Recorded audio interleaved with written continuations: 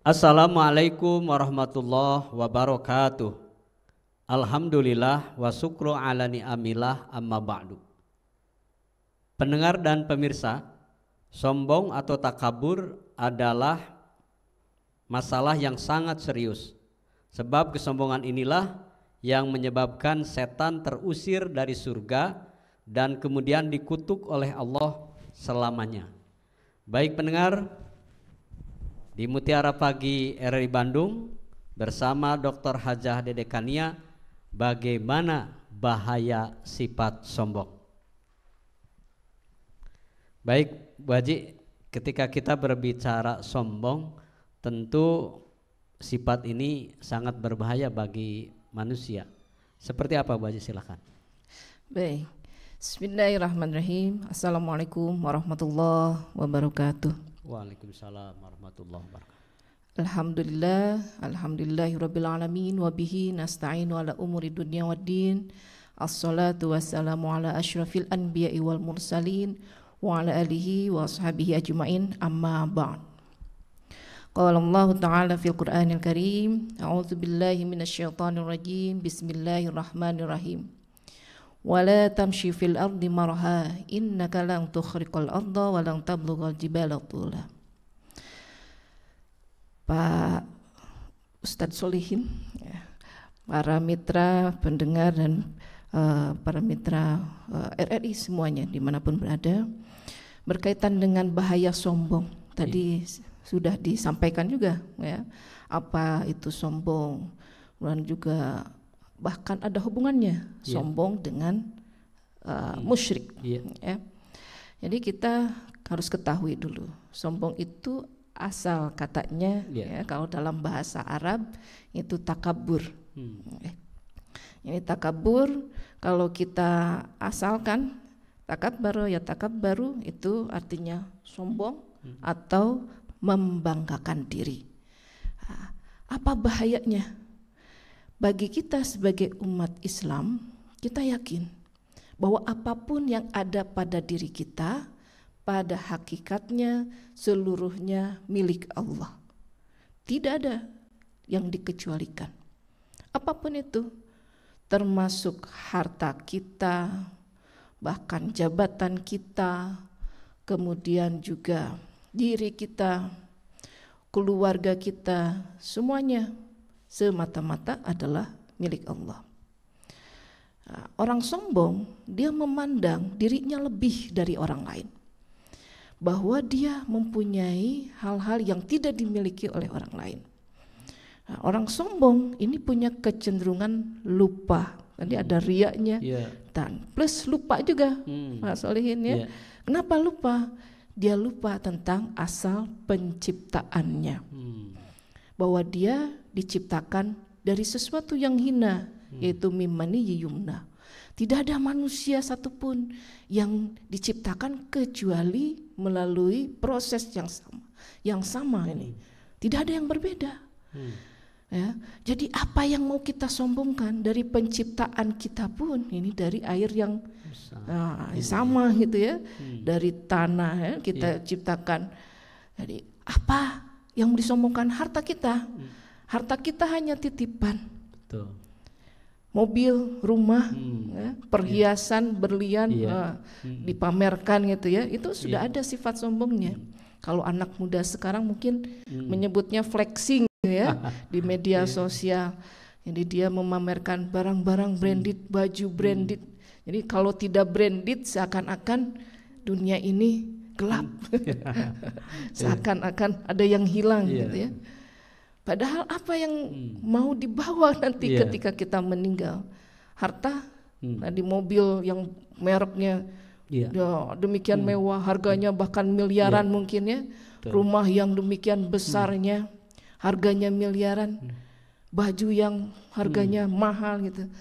Ketika nanti kita meninggal, masuk ke dalam liang kubur, yang kita pakai sama kain kafan. Itu hanya titipan gitu, harta itu tidak ada yang kita miliki secara utuh. Dan ketika sombong berarti dia sudah merasa dirinya memiliki barang itu, Padahal semuanya adalah hanya titipan. Itu baru harta. Iya. Kalau dengan ilmu, jangan lupa ilmu juga bisa membuat orang sombong. Betul. Padahal kalau kita lihat di dalam hakikat ilmu, hakikat perintah Allah mencari ilmu, semata-mata tujuannya adalah supaya orang merasa dan mengetahui hakikat dari penciptaannya. Jadi segala sesuatunya nanti bisa dia kembalikan kepada asal mula penciptaannya. Ilmu-ilmu yang ada saat ini berkembang ketika orang terus mencari asalnya. Mereka ya banyak ini ilmuwan-ilmuwan yang sebelumnya tidak mengakui Tuhan. Ketika mereka mempelajari asal muasal sesuatu, mereka ketemu dengan zat Tuhan itu sendiri. Subhanallah. Ya. Jadi itu hakikat berilmu.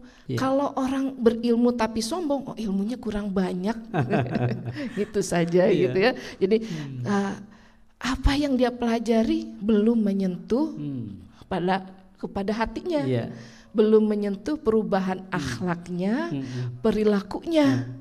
Padahal seharusnya semakin banyak ilmunya, dia akan semakin merasa dekat dengan penciptanya. Jadi menunduk, tidak, betul. Jadi tidak ada alasan, wah saya mah pintar ini, sudah S3, saya mah sudah guru besar harus dihormat. Itu berarti menunjukkan ada titik kelemahan dari akhlak dia, melupakan bahwa ilmunya semata-mata dari Allah.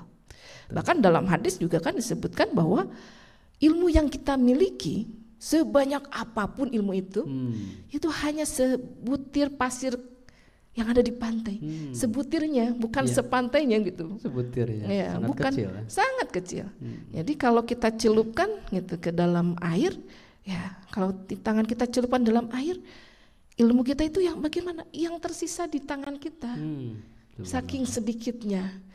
Dan Allah yang maha luas ilmunya, tanpa bandingan. Nah, itu baru kedua. Nah, kemudian masih ada. Ya, kaitan dengan keturunan. Merasa saya mah nasab raja, darah biru, anak orang paling kaya, atau anak orang yang punya punya kekuasaan, gitu ya, di suatu wilayah. Seakan-akan dia punya juga, dia lupa dia anaknya, bukan dia bapaknya, bukan dia ibunya, gitu. Harta milik anaknya, bukan anaknya, milik bapaknya. Milik bapaknya. Atau orang tua saya orang yang berilmu, orang yang berpengaruh, sehingga anaknya yang merasa wah, gitu ya. Padahal dia lupa yang berpengaruh itu, yang punya ilmu itu bapaknya, ibunya, atau orang tuanya yang lain, gitu ya, keturunan dia, bukan dianya. Nah, ini juga yang harus diperhatikan. Tadi maliknya kalau dia merujuknya kepada hartanya punya siapa? Hakikatnya punya Allah, dititipkan sama kita. Nanti kalau nyawa kita sudah habis waktunya, harus dikembalikan.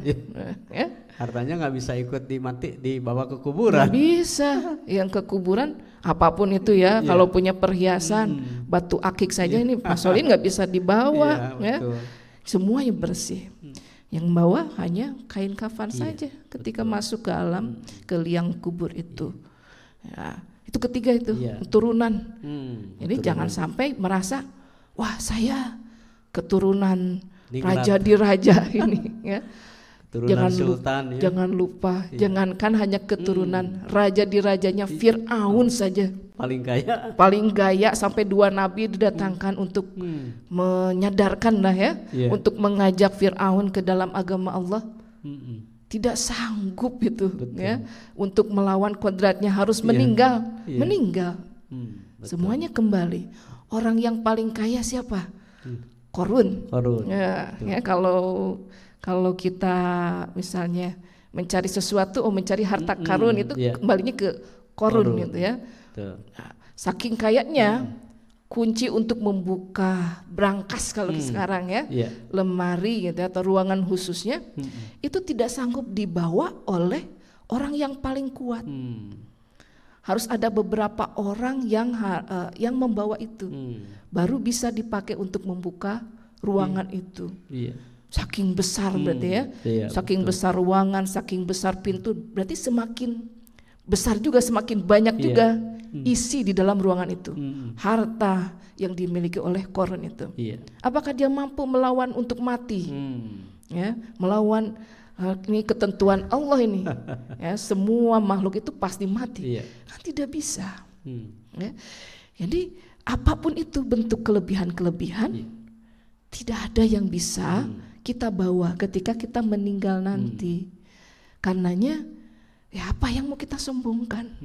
Betul. Ya, harta, mau kemudian tadi ada ilmu kah, ada keturunan, Iya. atau hal lain, ketampanan, kecantikan gitu ya. betul. Oh, saya ratu sejagat gitu ya.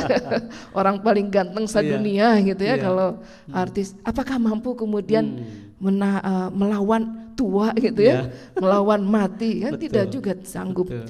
Jadi tidak ada. Sesungguhnya semua yang ada pada diri kita itu adalah titipan Allah dan dititipkan kepada kita. Ya sebagai bekal sebenarnya. Iya. Ya, harta kita tadi itu bisa sebagai penolong kita.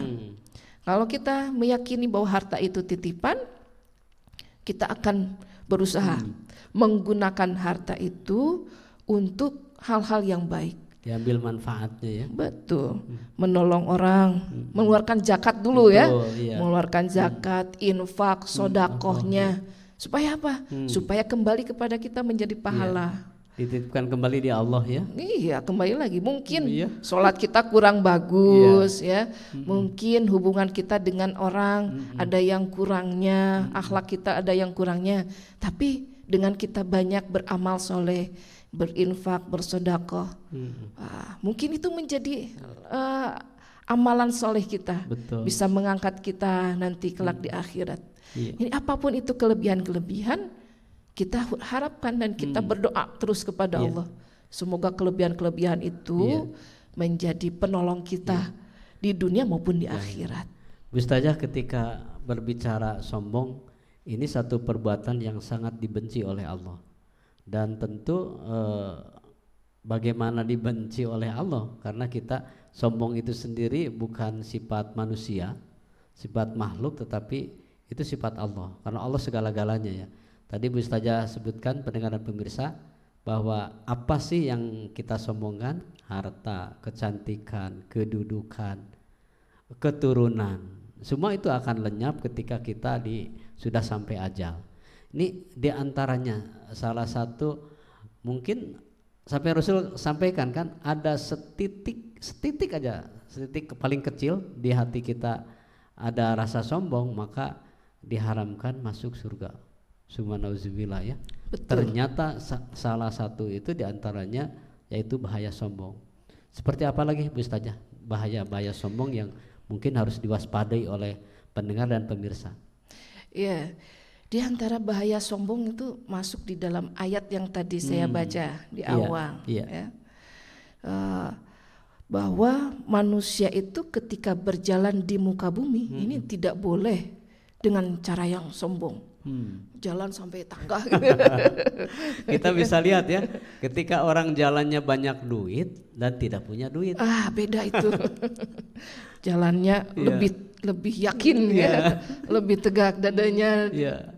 Pokoknya harus kelihatan bahwa dia punya banyak uang gitu ya. Udah banyak uang, paling ganteng. Itu hati-hati karena kata Allah ini ya, firman Allahnya di dalam surat Al-Isra 37 tadi, bahwa sekalipun kita punya kelebihan-kelebihan tadi ya, kenapa tidak boleh berjalan di muka bumi dengan sombong? Sekalipun kita punya kelebihan-kelebihan tadi dititipkan gitu ya, kelebihan oleh Allah, kita tidak bisa menembus bumi. Betul. Kita tidak bisa juga sampai pada yang paling tinggi, gunung yang tertingginya gitu ya. Jadi apapun itu tidak bisa melebihi keagungan Allah. Dari kesombongan itu ya tidak ada gunanya. Justru punya banyak bahaya. Punya banyak bahaya. Pertama tadi dibenci Allah, ya. Kenapa dibenci Allah? karena ingin menandingi kehebatan Allah, kelebihan Allah. Tidak ada makhluk dimanapun di dunia ini, gitu ya, manusia manapun yang akan sanggup untuk menandingi keagungan Allah. Sedikit pun, ya, tidak ada. Karena apa? Kalau kita lihat gitu ya, orang sombong itu kan ibaratnya orang yang nanti ada di bukit atau di gunung gitu ya, atau di puncak di gedung yang tertinggi gitu ya, di lantai 35 gitu. Lihat ke bawah kan orang berkerumun kecil-kecil gitu ya. Nah, dia merasa saya yang paling hebat, orang-orang itu kecil gitu. Padahal dia lupa kalau dari bawah dia kelihatan tidak sama orang yang ada di bawah, nggak akan kelihatan. Jadi sesungguhnya orang yang sombong itu dia justru menghancurkan dirinya sendiri. Karena dengan kesombongan itu dia merendahkan dirinya di hadapan Allah pencipta, pencipta kita, kemudian juga di hadapan makhluk yang lain. Niatnya kita ingin dimuliakan, diagungkan gitu ya, sehingga kemudian jalan tadi karena punya mobil baru ini 1 miliar gitu misalnya Pak ya, jalan sampai harus kedengaran suara langkahnya, atau ketika menyalakan mobil harus kedengaran ini suaranya. Dia lupa orang lain belum tentu senang dengan kondisi dia. Kecantikan, harta ditontonkan kepada orang di media sosial, foto-foto sedang ada di mana. Dia lupa orang lain belum tentu senang juga.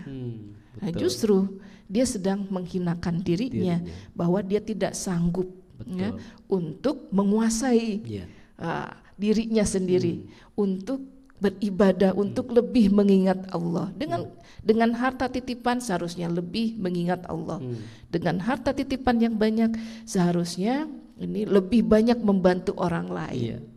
Ya, itu baru dua, baru dua. Jadi dibenci Allah, bahkan tadi tidak akan sanggup untuk mencium bau surga, kalau ada sedikit saja kesombongan di dalam dirinya. Ini juga Bu Ustazah, ketika berbicara sombong, ternyata si miskin juga bisa sombong ya. Betul. Jadi bukan orang kaya saja. Jadi ketika hati-hati, apakah sombong itu akan datang kepada orang kaya, orang berkecukupan, orang ganteng. Ternyata miskin saja sudah bisa sombong. Salah satunya, yang kedua juga mungkin orang biasa-biasa secara materi dia tidak punya, tetapi ada yang sudah miskin, jauh dengan Allah, tidak mau beribadah, seolah-olah hidupnya akan selama-lamanya. Itu termasuk salah satu ciri sombong nggak? Iya, jadi sombong itu sebenarnya bisa kepada siapa saja, ya, bisa melekat pada siapa saja, tidak melihat kekayaan, bahkan tidak melihat juga tadi ilmu, tidak melihat keturunan, tidak melihat juga apalagi berkaitan dengan segala sesuatu fisiknya, ya. Padahal mah biasa-biasa saja tuh, gelis-gelis teuing gitu ya. Teu kasep-kasep teuing gitu nya. Jangkung teuing teu gitu nya, biasa-biasa. Tapi sombongna luar biasa gitu. Ada yang demikian, ada. Karena tiap manusia ini ada kecenderungan karena nafsu ya untuk sombong. Karena ada nafsu yang kemudian bisa mendorong dia untuk melakukan kesalahan. Ya kalau lupa saja, kuncinya ini ya. Sombong itu orang berarti sudah lupa dengan penciptaan. Betul, itu salah garis bawahi itu ya. Ketika dia seperti itu, ada juga orang yang ini termasuk juga mungkin kategori sombong. Dia tuh sebenarnya tidak bisa menerima pendapat orang lain, tidak menerima kebenaran. Padahal walaupun itu yang bicara itu mungkin bawahannya atau orang biasa-biasa, ketika menyampaikan kebenaran dia tidak mau menerima kebenaran tersebut. Ini juga salah satu ciri sombong Ustazah ya. Betul. Jadi orang berbicara sedikit saja mengkritik dia, wah marah-marah. Betul. Atau memberikan saran, jangankan kritik, memberikan saran. Ibu mah sayana ngangge acupna warna ieu gitu kan ya. Ibu mah sayana bagusnya gitu ya. Ibu lebih bagus kalau memakai baju dengan warna tertentu, model tertentu. Itu kan saran ya, bukan kritik. Kalau kritik kan berkaitan misalnya itu lebih bagusnya berkaitan dengan program gitu ya. Program ini tidak cocok, harusnya begini itu programnya. Ini cemasaran, bagus ini pakai baju ini. Langsung, saya kurang apa gitu. Jadi merasa tersinggung. Ada orang yang demikian. Dalam sebuah seminar kemudian si MC itu lupa manggil gelarnya. Ada yang marah Bu Haji yang kayak gitu. Ada. Tahu nggak, sekolah saya itu di luar negeri dengan bayaran yang mahal. Jadi MC yang dimarahin itu juga salah satu sombong juga. Betul, itu salah satu bentuk sombong juga. Jadi sombong pada ilmunya, betul. Ingin kelihatan bahwa saya orang pintar, ya. Ingin kelihatan bahwa saya orang hebat, ya, punya gelarnya selangit gitu. Ya memang susah sekolah itu Pak, ya, butuh pengorbanan, tenaga, waktu, uang gitu ya, mahal. Tapi Allah memerintahkan kita untuk belajar, mencari ilmu gitu ya, bersekolah tinggi, tidak untuk menjadi sombong, ya, tapi untuk menjadi orang yang bisa berbagi, bermanfaat kepada orang banyak. Pendengar dan pemirsa, memang ketika kita berbicara sombong, salah satunya tadi begitu panjang diulas oleh Ibu Hajah Dr. Ledekania. Tentu dibenci oleh Allah, diabaikan oleh Allah, kemudian juga akan menjadi makhluk yang hina, salah satunya diantaranya. Kemudian ada hal yang sangat harus kita waspada, ibadah kita akan sia-sia ketika sombong. Salah satunya kalau tidak salah Bu Ustazah ya, ini ketika kita memakai baju dalam pakaian kita dalam sholat, seseorang laki-laki sholat, kemudian dia melebihi dari mata kakinya, itu juga termasuk kategori. Subhanallah, ternyata luar biasa banyak ketika kita berbicara kaitan dengan sombong. Apalagi bisa Janin. Satu lagi nih yang lupa. Ya. Sombong atas amal soleh. Ya Allah, kalau kita bawa ke cerita paling awal nih, penciptaan manusia. Nabi Adam. Semua makhluk diperintahkan untuk sujud kepada Nabi Adam. Ya, ketika Nabi Adam telah selesai penciptaannya, maka semua makhluk sujud. Ya, yang telah diciptakan Allah semuanya sujud kecuali satu, iblis. Ya, iblis saja yang tidak mau sujud. Kenapa? Iblis tidak mau sujud kepada Nabi Adam, merasa dirinya lebih hebat dalam zat penciptaan. Betul. Ya, Adam diciptakan dari tanah, saya diciptakan dari api. Dari cahaya. Kalau yang dari cahaya malaikat. Kemudian iblis juga merasa dirinya selama ini sudah bersujud kepada Allah. Jadi tidak ada tempat di bumi ini yang tidak dijadikan tempat sujud oleh iblis kepada Allah sebelum penciptaan Nabi Adam. Ketika selesai penciptaan Nabi Adam, iblis sombong, menolak kan, aba wastakbaro, menolak, dan kemudian dia takabur, sombong atas zat penciptaan dia. Dia lupa siapa yang menciptakan dia. Sama yang menciptakan dia adalah Allah Subhanahu wa Ta'ala.